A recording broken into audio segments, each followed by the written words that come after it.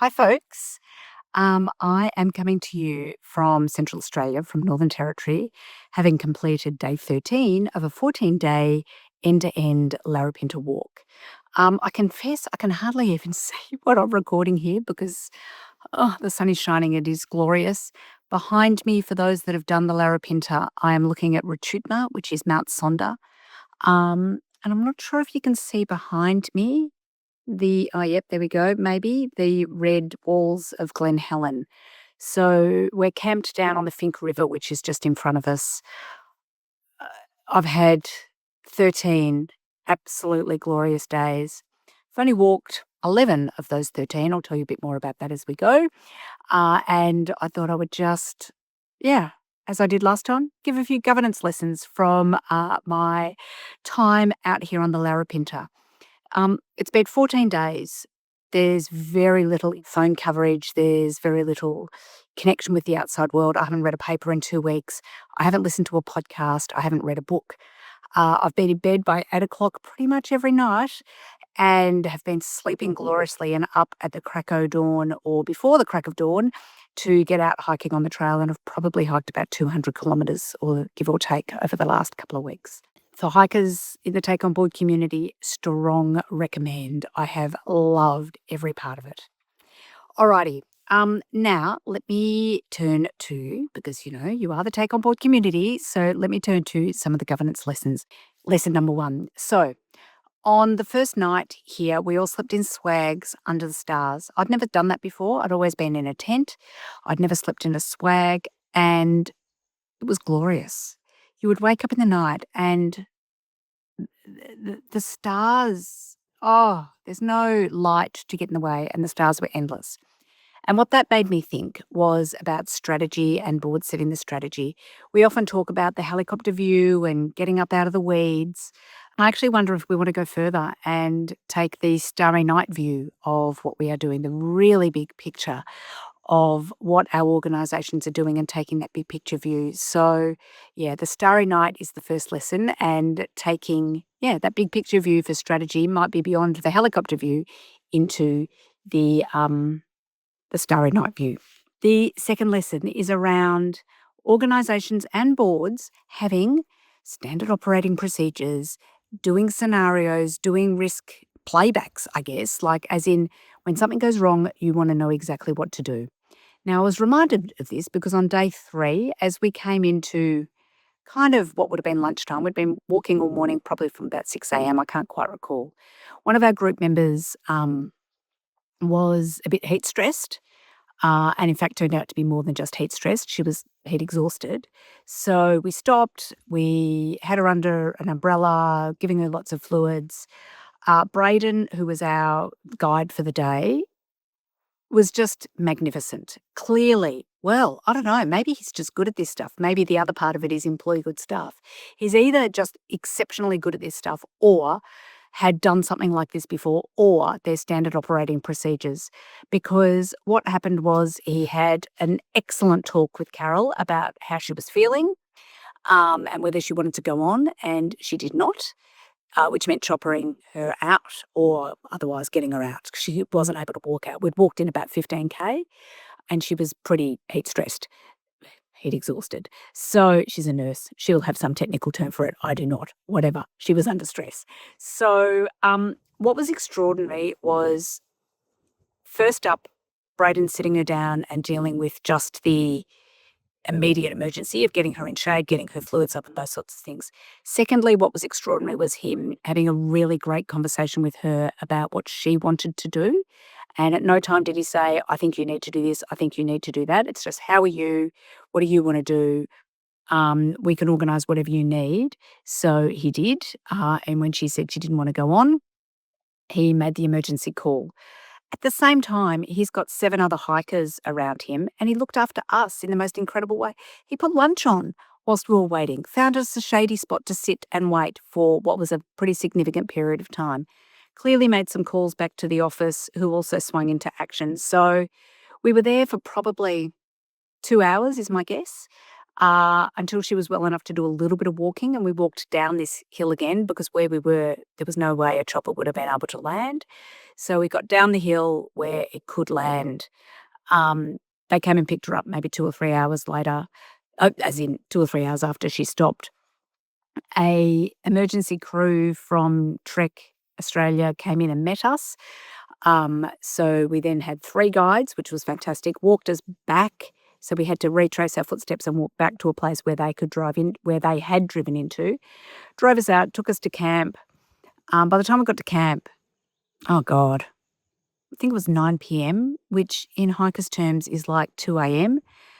They had dinner for us. They'd set up our tents as well as they could. They were permanent tents there, but, helped us with our bags, everything. It was just extraordinary. So Carol was safe in hospital.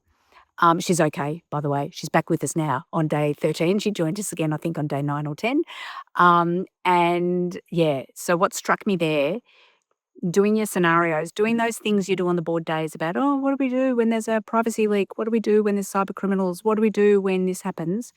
Having that practice, or having excellent staff, or having standard operating procedures is just super important. So, and thanks to Braden and Matt, one of the members of the group who was a nurse. We have 3 nurses. Carol's one of them. But they did an amazing job, and Carol is fine and dandy, which was awesome. Third lesson, risk. So this will sound like a pretty bizarre example, but I'm going to give it anyway. So I came on this hike. I'm an experienced hiker. I know what to do. I know what to bring. All good.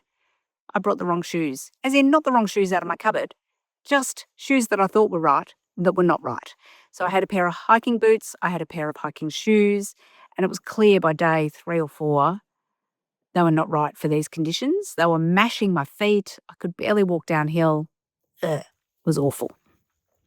I was very fortunate that on, day 5, one of our other members lent me a pair of her shoes, 2 sizes larger than what I normally wear. Oh, it's like wearing slippers. They were gorgeous. They were fantastic. And I managed to do some really hard walks in them.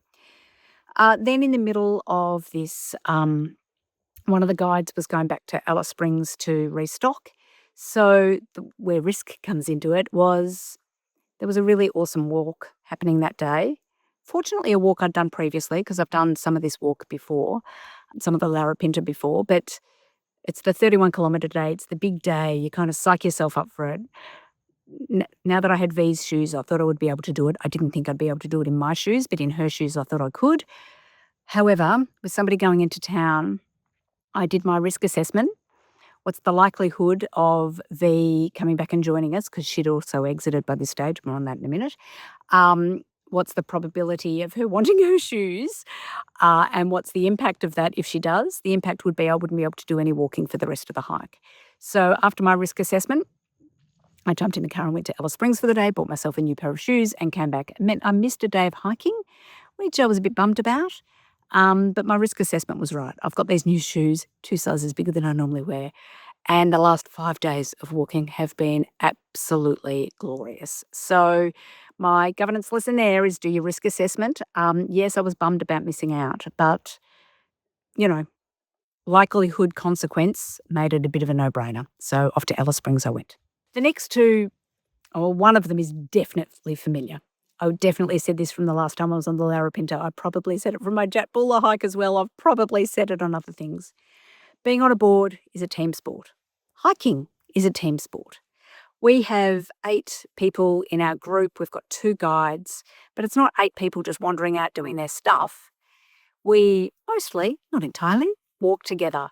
We support each other. We motivate each other. We encourage each other. When people are feeling a bit down, we lend each other shoes like V did and gave me her shoes. We carry things for each other. It's a team sport, and that is exactly what being on a board. It is not the best individual. That is not what hiking is about. That is not what being on a board is about. It's who is the best team. So, yeah, hiking is a team sport. Being on a board is a team sport. And my final governance lesson is about celebrating the wins. So being on a board, sometimes you just turn up to board meetings and it's all very serious and you do your stuff and wander off again and don't take the time to go, hooray, we did good. For the last 14 days, 13, 14 tomorrow. Every day we've done something good. There's been some celebrating wins. There's been high fives. There's been you did good. It's been a great opportunity to celebrate the small wins, and I think that's what we need to do when you're on a board as well. So, celebrate the wins. For those regular listeners to the podcast, you will know that that was also one of my themes for this year is to celebrate the wins. So that's my wrap. I have had a glorious time. I think I said at the start that I wondered how my brain would go having no input from the outside world. It's gone gloriously. I have had, even when I've had internet coverage, I haven't read the paper, I haven't done anything. I haven't listened to any of the audiobooks that I brought with me. I've just been here. Oh, a butterfly just went past. God, it's beautiful here. So my final shout out is to the team that I have here with me, to our two incredible guides, Braden and Luke, who have done everything from get people chop it out to make sure we have the most extraordinary meals, to answer our questions with just unbelievable patience, encouraged us, cajoled us, bullied us occasionally. They've been incredible. And of course, to my teammates. We have here with us Olivia, Simon, Matt, Carol. V was unwell halfway through, so she's gone home, unfortunately, but she was awesome while she was here. Who have I forgotten? Scott, Roxy. I think I said Carol, but I'll say it again just in case I've forgotten. Of course, my good self. So, folks, being on a board is a team sport. Celebrate the wins. Do your risk assessments. Do your scenario planning. Take the big picture way up into the starry night. They are my lessons from the Larapinta 2026. And if you are a hiker, oh my God, this 2-week trip has been just the most special, gorgeous, glorious time. Strong recommend. Alrighty, folks. I will be back next week with a normal episode of Take On Board, probably from cold grey Melbourne, not up here in gorgeous sunny Central Australia. Thanks for being on the journey with me, and we'll see you next week. Oh my goodness, hang on. Before I close out, folks, I did not acknowledge country at the start of this, and how could I not do that on this extraordinary land? So I'll do it at the end. So I would like to acknowledge the Arrernte people of Central Australia and pay my respects to their elders past and present, and to any First Nations people we may have who are listening today. I acknowledge their continuing connection to land, waters, skies, culture and country. I support Voice, Treaty and Truth for Aboriginal and Torres Strait Islander peoples here in Australia, and I encourage others in the Take On Board community to do the same. It's been an enormous privilege to walk on Arrernte land here in Central Australia, to experience the waters, to experience the skies, to have a First Nations woman come and talk to us actually about some bush medicines. Thank you for Arrernte people for having me on your lands. Thank you for sharing these lands with the hikers of the Larapinta. And thank you, Take On Board community, for being here with me. Over and out, and we'll see you back in Melbourne next week. Thanks, folks.